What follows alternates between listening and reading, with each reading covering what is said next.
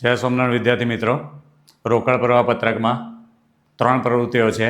કામગીરીની પ્રવૃત્તિ, રોકાણની પ્રવૃત્તિ, નાણાકીય પ્રવૃત્તિ. આજે આપણે નાણાકીય પ્રવૃત્તિના કેટલાક દાખલા સમજીએ. પહેલાં આપણે એવું સમજીએ કે નાણાકીય પ્રવૃત્તિમાં કઈ વસ્તુ આવે.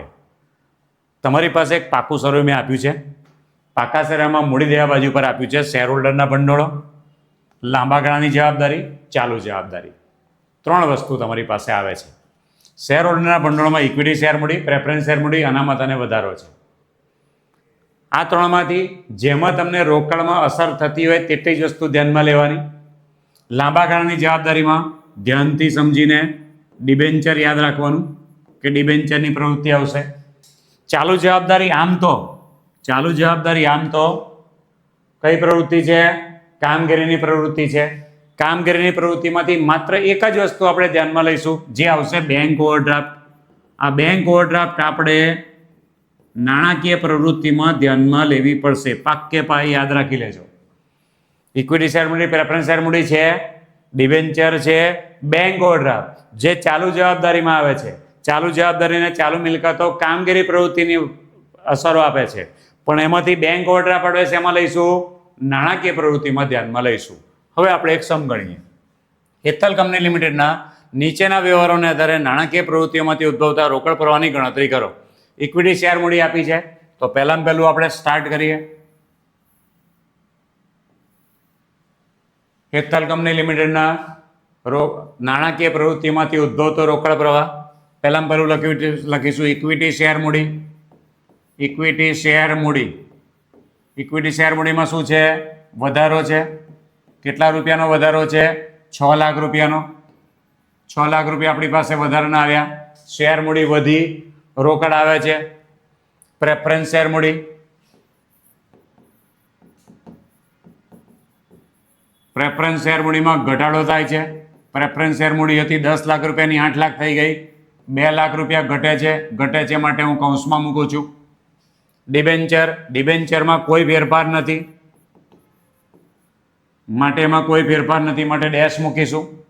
આગળ ચાલીએ. ડિવિડન્ડ ચૂકવ્યું છે એ પણ નાણાકીય પ્રવૃત્તિ છે, કારણ કે મૂડી ક્યાં આવે છે? નાણાકીય પ્રવૃત્તિમાં. તો મૂડી માટેનું ડિવિડન્ડ પણ ક્યાં આવશે? નાણાકીય પ્રવૃત્તિમાં. તો લખીશું ઇક્વિટી શેર મૂડીનું ડિવિડન્ડ.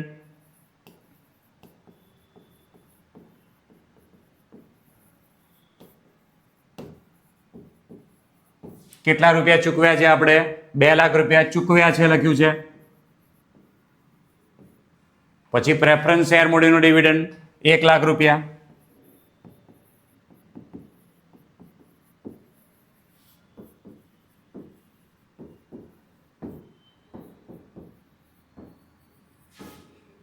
ડિબેન્ચરનું વ્યાજ ચૂકવ્યું. ડિબેન્ચર છે એ નાણાકીય પ્રવૃત્તિ છે, માટે ડિબેન્ચરનું વ્યાજ ચૂક્યું છે એ પણ નાણાકીય પ્રવૃત્તિ છે.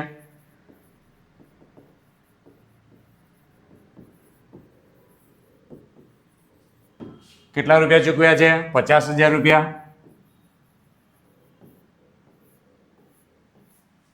6 લાખ છે, 2 લાખ, 2 લાખ, 4 લાખ, 5 લાખ, 5 લાખ 50,000, 50,000 રૂપિયા વધ્યા.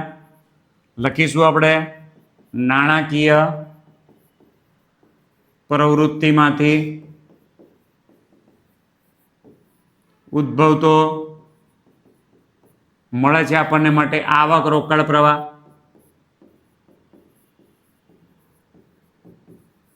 ફરી એકવાર સમજાવી દઉં. નાણાકીય પ્રવૃત્તિમાં મૂડી દેવા બાજુની બધી જ વિગતો આવશે. માત્ર ચાલુ જવાબદારી નહીં આવે, કારણ કે કામગીરી લગતી પ્રવૃત્તિ છે. ચાલુ જવાબદારીમાંથી માત્ર એક વસ્તુ સ્પેસિફિક યાદ રાખવાની, બેંક ઓવરડ્રાફ્ટ જે નાણાકીય પ્રવૃત્તિ છે. નેક્સ્ટ નંબર જઈએ. નીચે આપેલ માહિતીને આધારે નાણાકીય પ્રવૃત્તિમાંથી ઉદ્ભવતા રોકડ પ્રવાહની ગણતરી કરો. માહિતી આપી છે આપણને એક. સ્ટાર્ટ કરીએ. પહેલું આપ્યું છે 10%ના ડિબેન્ચર હતા કેટલાના? 1,45,000ના. થઈ ગયા કેટલા? 2,45,000ના. ડિબેન્ચર આપણા માટે દેવું છે, નાણાં આપણી પાસે મળે છે. ડિબેન્ચરમાં વધારો થાય છે એટલે લખીશું ડિબેન્ચરમાં વધારો. વધારો થાય છે 50,000 રૂપિયાનો. ત્યાર પછી ઇક્વિટી શેર મૂડી 2,50,000 માંથી 3,45,000 થઈ ગયા, 95,000 રૂપિયાનો વધારો થયો, માટે લખીશું ઇક્વિટી શેર મૂડી.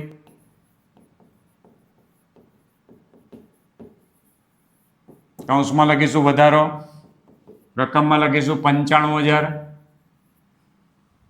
12% ડિબેન્ચર હતા કેટલાના?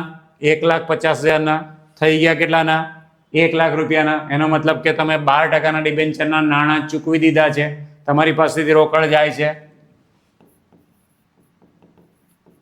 12% ડિબેન્ચર 50,000 રૂપિયા તમે ચૂકવો છો. આગળ પ્રેફરન્સ શેર મૂડી. પ્રેફરન્સ શેર મૂડી 1,00,000 રૂપિયા હતા, 80,000 થઈ ગયા. ઘટાડો થાય છે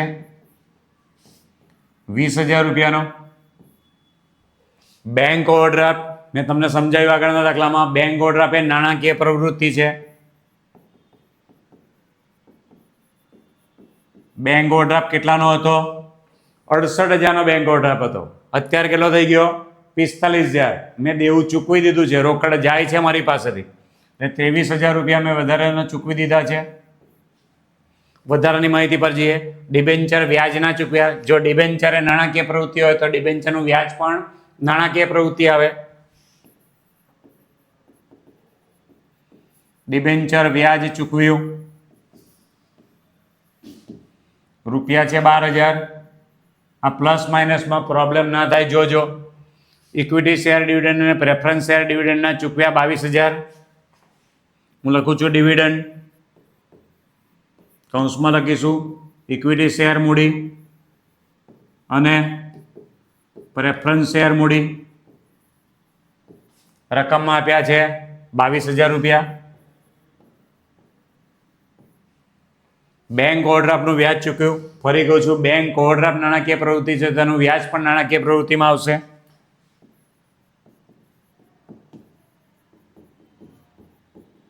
નું વ્યાજ ચૂકવ્યું. કેટલા રૂપિયા ચૂકવ્યા છે? 4,000 રૂપિયા. આ રીતે આખો સમ સોલ્વ કરશો. પ્લસમાંથી માઇનસ ને માઇનસમાંથી પ્લસ, જે તમારી પાસે ફિગર આવે, જો ઋણમાં આવે તો જાવક રોકડ પ્રવાહ થશે, પ્લસમાં આવે તો આવક રોકડ પ્રવાહ થશે. તમારે નીચે હેડિંગમાં લખવાનું છે નાણાકીય પ્રવૃત્તિમાંથી ઉદ્ભવતો, ધ્યાન આપીશું, જે આવે આવક અથવા જાવક રોકડ પ્રવાહ. તમને બધાને ખ્યાલ આવી ગયો હશે. આવા નવા લેક્ચર માટે ફરીથી મળીશું. જય સ્વામિનારાયણ.